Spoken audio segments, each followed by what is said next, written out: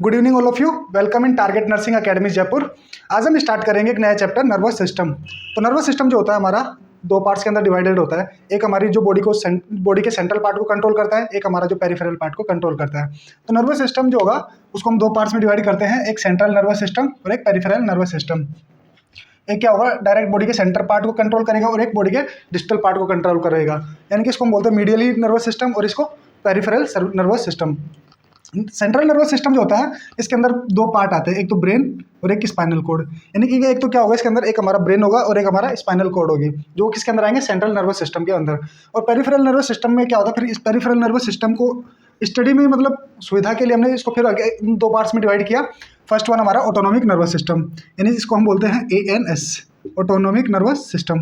दूसरा हमारा होता है सोमेटिक नर्वस सिस्टम, इसको हम बोलते हैं SNS। जो सोमेटिक नर्वस सिस्टम होता है वो हमारा वॉलंटरी होता है, यानी ऐच्छिक होता है, वॉलंटरी। और इसके अंदर हमारी क्या आती है, स्केलेटल मसल्स। जो हमारी सोमेटिक नर्वस सिस्टम में हमारी स्केलेटल मसल्स आती हैं, स्केलेटल मसल्स। जबकि ऑटोनॉमिक नर्वस सिस्टम जो होता है वो इनवॉलंटरी होता है, हमारे कंट्रोल में नहीं होता, इनवॉलंटरी होता है, यानी कि इसका हमारा इसके ऊपर कोई कंट्रोल नहीं होता। इसको फिर अगेन दो पार्ट में डिवाइड किया है, एक होता है हमारा सिंपैथेटिक नर्वस सिस्टम और एक होता है हमारा parasympathetic nervous system. Sympathetic nervous system जो होता है ये क्या करता है, स्ट्रेस के अंदर काम करता है। स्ट्रेस की कंडीशन जब हमारे साथ होती है तब कौन सा एक्टिवेट होता है, सिंपैथेटिक नर्वस सिस्टम। और पैरासिम्पैथेटिक कंडीशन में जब कब होता है, जब हम रेस्ट की कंडीशन में हो या फिर हमें फ्री ऑफ टेंशन हो, फ्री ऑफ स्ट्रेस हो। अगर अभी मैं नॉर्मल हूँ और फिर मेरे को कोई स्ट्रेस नहीं है तो वो उसमें क्या होगा, पैरासिम्पैथेटिक एक्टिवेट होता है। जब हम स्लिप में होते हैं तब हमारा पैरासिम्पैथेटिक एक्टिवेट होता है। और जब हमें अगर कोई स्ट्रेस की कंडीशन हो, एग्जाम सिचुएशन हो या फिर एग्जाम पास आ रहे हो तब हमारा कौन सा सिस्टम एक्टिवेट होता है, सिंपैथेटिक नर्वस सिस्टम। अब इसमें हम बात करते हैं सेंट्रल नर्वस सिस्टम की। तो सेंट्रल नर्वस सिस्टम का सबसे इंपॉर्टेंट पार्ट जो हमारा है वो है ब्रेन। अब हम बात करते हैं ब्रेन के पार्ट्स की, कि स्टडी के लिए हम ब्रेन को कैसे कैसे डिवाइड करते हैं। तो उसके लिए हम ब्रेन को क्या करते हैं, तीन पार्ट के अंदर डिवाइड करते हैं। ये हमारा है ब्रेन। ब्रेन को हमने क्या कर दिया, तीन पार्ट्स के अंदर डिवाइड कर दिया।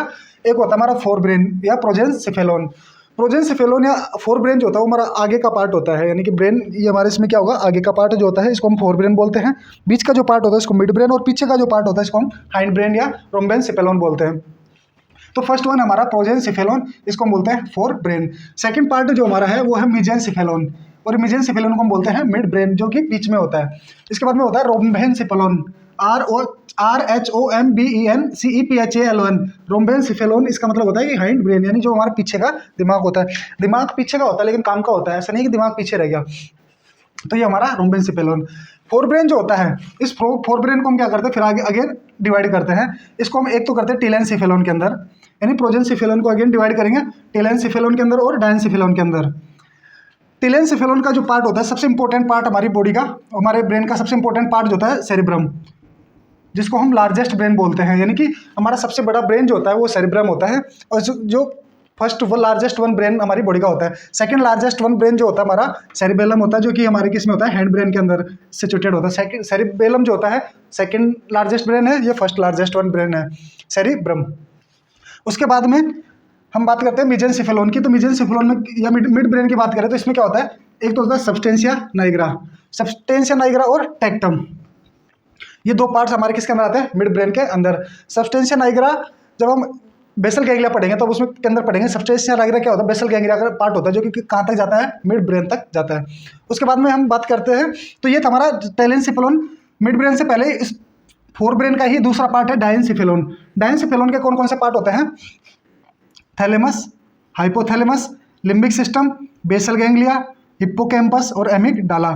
बेसल गैंग्लिया, हिप्पोकैम्पस और एमिगडाला ये मेमोरी के लिए रेस्पॉन्सिबल होते हैं, जो मेमोरी को शॉर्ट टर्म मेमोरी को लॉन्ग टर्म मेमोरी में कन्वर्ट करते हैं। लिम्बिक सिस्टम इमोशनल ब्रेन का काम करता है।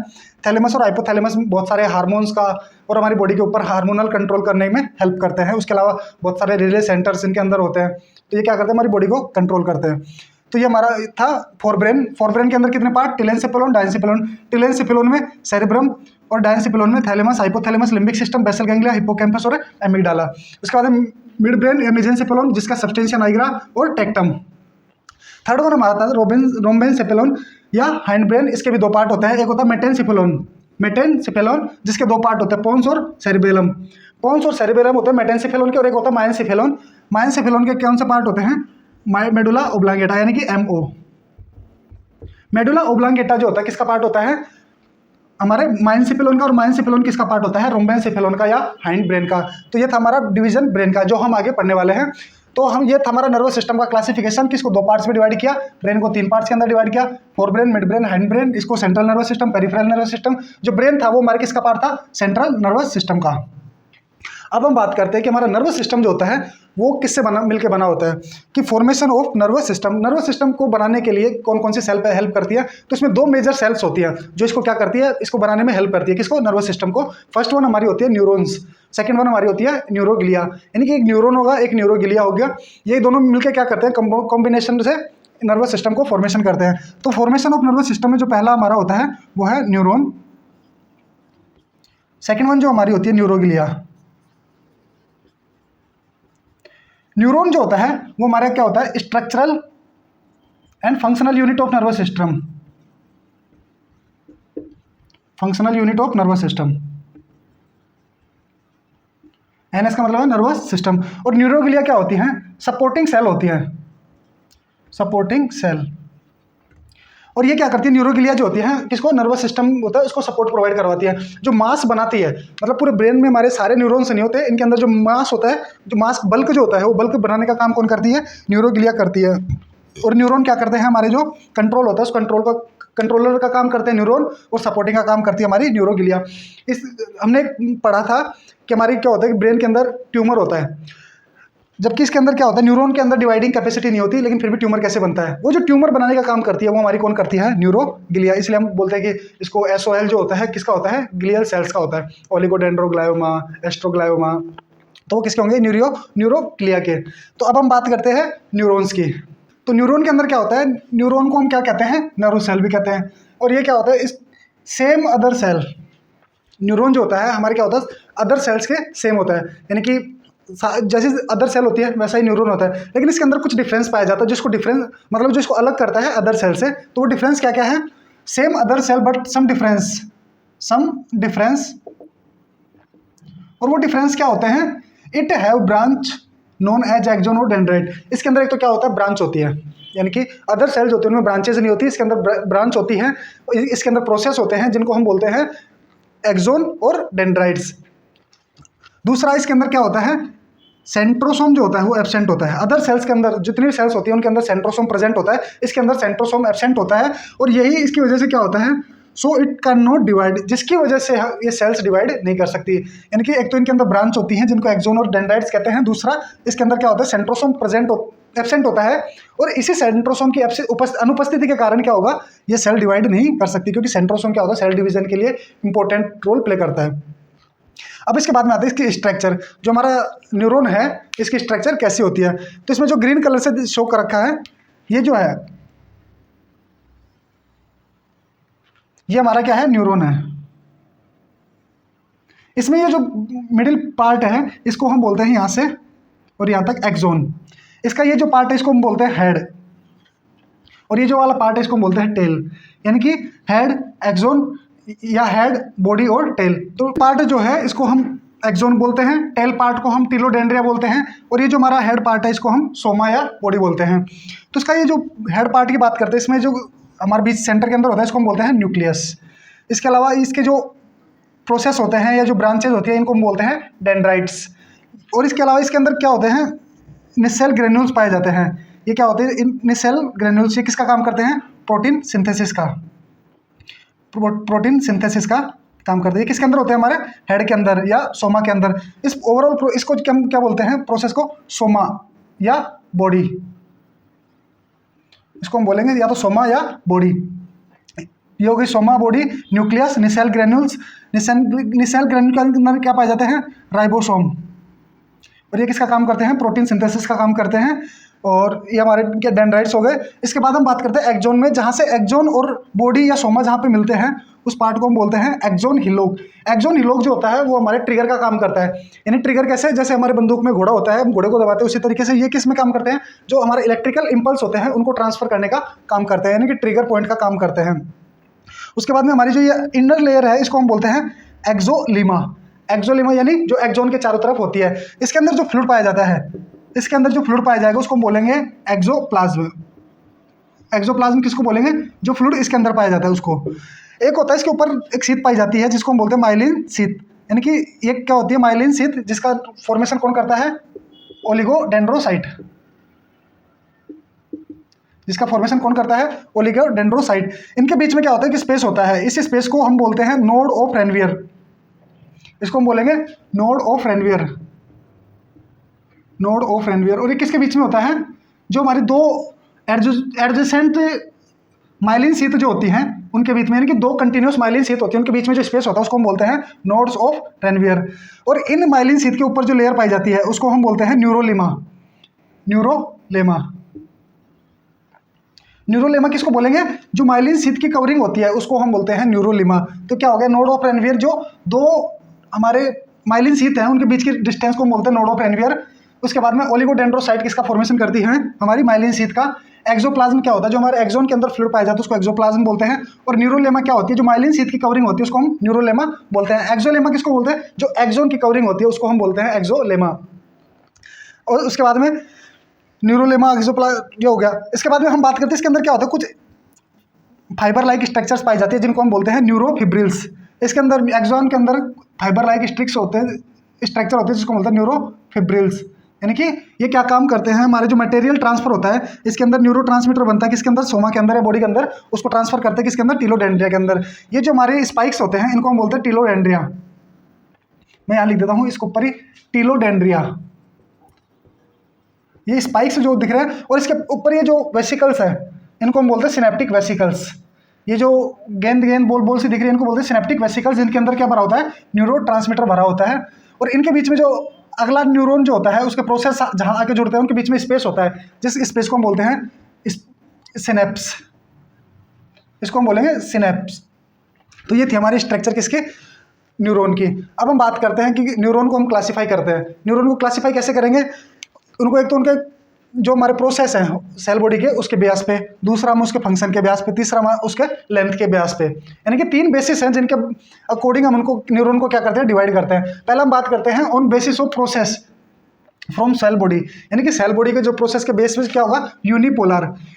यानी कि हमारी जो ये सेल बॉडी थी, ये हमारी क्या थी? सेल बॉडी थी जिससे क्या थे? डिफरेंट डेंड्रोसाइट्स निकल रहे थे। इसमें क्या होता है कि यूनिपोलर के अंदर केवल एक ही पोल निकलेगा।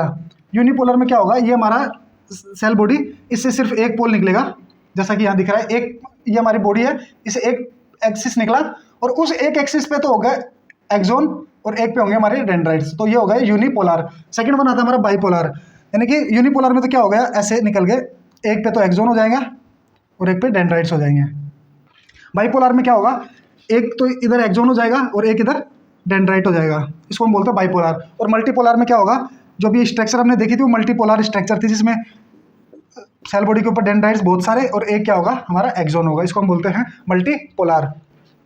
यूनिपोलर में एक सेल बॉडी एक प्रोसेस, एक सेल बॉडी 2 प्रोसेस, बाइपोलर। एक सेल बॉडी एक एक्सोन और मल्टीपल डेंड्राइट्स, उसको हम बोलते हैं मल्टीपोलर। तो ये था हमारा on the basis process of cell body के प्रोसेस जो होते हैं उसके बेस पे। सेकंड वन फंक्शन के।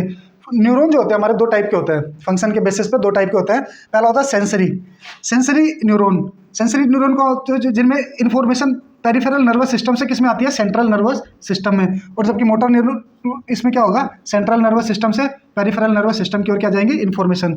तो ये होते हैं हमारे बेसिस के फंक्शन के बेसिस पे कि सेंसरी मोटर न्यूरॉन और सेंसरी न्यूरॉन और मोटर न्यूरॉन। तो सेंसरी क्या करते हैं? हमारे पेरिफेरल से हमारे क्या करते हैं? सेंट्रल नर्वस सिस्टम में लाते हैं और मोटर हमारे सेंट्रल से पेरिफेरल के अंदर लेके जाते हैं। On the basis of length of axon, कि अब एक्सोन जो था हमारा, इस एक्सोन की लेंथ के बेसिस पे न्यूरॉन क्या होता है? 2 टाइप के होते हैं, गोल्जी टाइप फर्स्ट और एक Golgi type second. Golgi type first का मतलब क्या हो गया? कि जो जिनका एक्सोन बहुत लंबा होता है उनको हम बोलते हैं Golgi type first. Long axon present, Golgi type first. और गोल्जी टाइप सेकंड में क्या होगा? शॉर्ट एक्सोन प्रेजेंट होंगे। अब हम इसको समझने के लिए हम हमारे हैंड का यूज़ करते हैं। ये जो मेरा हाथ है ये किसका एग्जाम्पल है? न्यूरॉन का। ये तो हो गई मेरी सेल बॉडी या सोमा, और ये हो गए मेरे डेंड्राइट्स, ये मल्टीपल डेंड्राइट्स। और ये क्या हो गया? मेरा एक्सोन, यानी कि ये एक्सोन हो गया जिसके अंदर ये फिर जो मेरा पार्ट होता है ये किसके अंदर कन्वर्ट अंदर आएगा? टीलोडेंड्रिया और सिनेप्स के अंदर। लेकिन यहाँ पे क्या हो गया? ये सारे डेंड्राइट्स सेल बॉडी, ये मेरा जो मूवमेंट जहाँ से कर रहा है ये ट्रिगर पॉइंट या एक्सोन हिल लॉग, उसके अलावा ये एक्सोन, और ये जो इसके ऊपर कवरिंग है इसको हम एक्सोलिमा बोलेंगे। इसके ऊपर अगर मैं मेरी शर्ट पहन लेता हूँ, ये जो है ये हमारी क्या हो गई, माइलिन शीथ। माइलिन शीथ के ऊपर भी एक कवरिंग है, उसको हम क्या बोलते हैं, न्यूरोलेमा, और ये एक्सोन, और ये हमारे हो गए टीलोडेंड्रिया। तो ये हमारा हाथ क्या है, एक न्यूरॉन का अच्छा एग्जाम्पल है, जिसमें क्या होता है, न्यूरॉन गोल्जी टाइप फर्स्ट क्या होंगे, जो हमारे सेंट्रल नर्वस सिस्टम से पेरिफेरल तक जो एक ही न्यूरॉन है, जिसका एक ही एक्सोन इतना सारा लंबा है, उसको हम गोल्जी टाइप फर्स्ट न्यूरॉन बोलते हैं। और एक हमारा होता है जो हमारे सेंट्रल नर्वस सिस्टम से स्टार्ट हुआ, हमारे ईयर तक आया, और जिसका छोटा सा एक्सोन होता है, उसको हम गोल्जी टाइप सेकंड बोलते हैं। तो ये थे हमारे न्यूरॉन का क्लासिफिकेशन। अब हम बात करते हैं हमारे किसकी, ग्लियल सेल्स की। ग्लियल सेल जो होती है हमारी, वो सपोर्टिंग सेल होती है किसकी, नर्वस सिस्टम की। तो ग्लियल सेल हमारी supporting cell of nervous system, और ये कितने टाइप की होती है, 6 टाइप की। यानी कि हमारी ग्लियल सेल्स कितनी होंगी, 6 टाइप की होंगी, जिनमें सबसे पहले हमारी आती है एस्ट्रोसाइट्स। एस्ट्रोसाइट्स क्या होती है, स्टार शेप्ड होती है, और ये किसका फॉर्मेशन करती है, बी का, यानी कि ब्लड ब्रेन और बैरियर का, ब्लड ब्रेन बैरियर का। ये क्या काम करता है, कुछ सेलेक्टिव मटेरियल्स को छोड़ के किसी को भी अंदर नहीं आने देता। ये टाइट जंक्शन होता है इन सेल्स के बीच में, जो क्या करता है, केवल ब्लड को और ब्रेन को एक सेपरेट कवरिंग प्रोवाइड करवाता है, कि ब्रेन एक तरफ ब्लड एक तरफ, और ब्लड के अंदर जो टॉक्सिक्स होते हैं उसको उनसे ब्रेन को प्रोटेक्शन देता है, और क्या करता है, न्यूट्रिशन का काम करता है, न्यूट्रिशन प्रोवाइड करवाता है। तो ये थे हमारे एस्ट्रोसाइट्स, ये कैसे होंगे, स्टार शेप। उसके बाद में आती है दूसरी माइक्रोग्लियल सेल्स। माइक्रोग्लियल सेल्स क्या होती है, और ये दूसरी ये क्या होती है, लार्जेस्ट सेल होती है। एस्ट्रोसाइट्स जो होती है लार्जेस्ट सेल होती है, और जबकि माइक्रोग्लियल क्या होती है, स्मॉलेस्ट सेल होती है, smallest cell. Microglial smallest cell, और ये क्या होती है, provide phagocytic action, phagocytic action. ये क्या करती है, मतलब जो हमारे बैक्टीरियाज होते हैं, वायरस जो होते हैं, या फिर अदर पैथोजेंस जो होते हैं, उनको क्या करती है, फैगोसाइट या किल करने का काम करती है। और ये क्या किससे डिराइव होती है, मोनोसाइट से, मोनोसाइटिक डिराइव्ड, मोनोसाइट से ये क्या होती है, डिराइव होती है। अब हम बात करते हैं ओलिगोडेंड्रोसाइट्स की। ओलिगोडेंड्रोसाइट्स क्या होती है, हमारे जो सेंट्रल नर्वस सिस्टम में माइलिन शीथ जो होती है उसको फॉर्म करती है, यानी कि myelin sheath formation, myelin sheath formation इन सीएनएस, यानी कि सीएनएस में माइलिन शीथ का फॉर्मेशन कौन करती है, हमारी ओलिगोडेंड्रोसाइट। अपेंडाइमल सेल्स जो होती हैं हमारी, एस्ट्रोसाइट प्लस में ओलिगोडेंड्रोसाइट, इन दोनों को मिला के हम क्या कहते हैं, मैक्रोग्लियल सेल्स, मैक्रोग्लियल सेल्स। ये कोई पूछता नहीं है, लेकिन याद रखना कि मैक्रोग्लियल अगर कभी कोई पूछ ले तो एस्ट्रोसाइट्स और ओलिगोडेंड्रोसाइट्स को मिला के क्या बोलते हैं हम, मैक्रोग्लियल सेल्स। उसके बाद आती है हमारी अपेंडाइमल सेल। अपेंडाइमल सेल्स क्या होती है हमारी, जो वेंट्रिकल्स होते हैं, वेंट्रिकल्स की वॉल के अंदर सिचुएटेड होती है, और ये क्या करती है, सीएसएफ प्रोडक्शन का काम करती है। इसलिए ये भी किसके अंदर होती है, सेंट्रल नर्वस सिस्टम के अंदर, और present in wall of ventricles. और किसका काम करती है हमारी ये, सीएसएफ का। और exchange fluid between CSF and blood, और ब्लड और सीएसएफ जो होता है उसके बीच में जो फ्लूइड एक्सचेंज होता है उसका काम भी कौन करती है, हमारी अपेंडाइमल सेल। तो ये एस्ट्रोसाइट्स, माइक्रोग्लियल सेल्स, ओलिगोडेंड्रोसाइट्स और अपेंडाइमल सेल्स, ये चारों जो होती है ये किस में होती है, सेंट्रल नर्वस सिस्टम के अंदर या सीएनएस के अंदर। अदर जो होती है दो, स्वान सेल और सैटेलाइट सेल, ये हमारी किसके अंदर होती है, पेरिफेरल नर्वस सिस्टम के अंदर। स्वान सेल जो होती है ये क्या करती है, Schwann cell peripheral nervous system में माइलिन शीथ का बनाने का काम करती है, पेरिफेरल माइलिन शीथ का, पेरिफेरल माइलिन शीथ फॉर्मेशन करती है। और जबकि सैटेलाइट सेल जो होती है provide physical strength to the neuron, और ये हमारी न्यूरॉन्स को क्या करती है, हमारे जो फिजिकल स्ट्रेंथ होती है वो प्रोवाइड करवाती है। स्वान सेल जो होती है ये पेरिफेरल नर्वस सिस्टम के अंदर क्या होता है, नर्व रीजनरेशन में भी हेल्प करती है। नर्व रीजनरेशन में कौन हेल्प करता है, हमारी स्वान सेल। तो स्वान सेल क्या हो गई कि पेरिफेरल माइलिन शीथ का फॉर्मेशन करेंगी और नर्व रीजनरेशन में हेल्प करती है। और दूसरा सैटेलाइट सेल्स जो होती हैं ये हमारे फिजिकल स्ट्रेंथ या प्रोवाइड करवाती है किसको, न्यूरॉन्स को, सैटेलाइट सेल। तो यहाँ तक थी हमारी ग्लियल सेल्स। आज की क्लास यहीं तक, और नेक्स्ट क्लास में हम बात करेंगे इससे आगे। Thank you so much.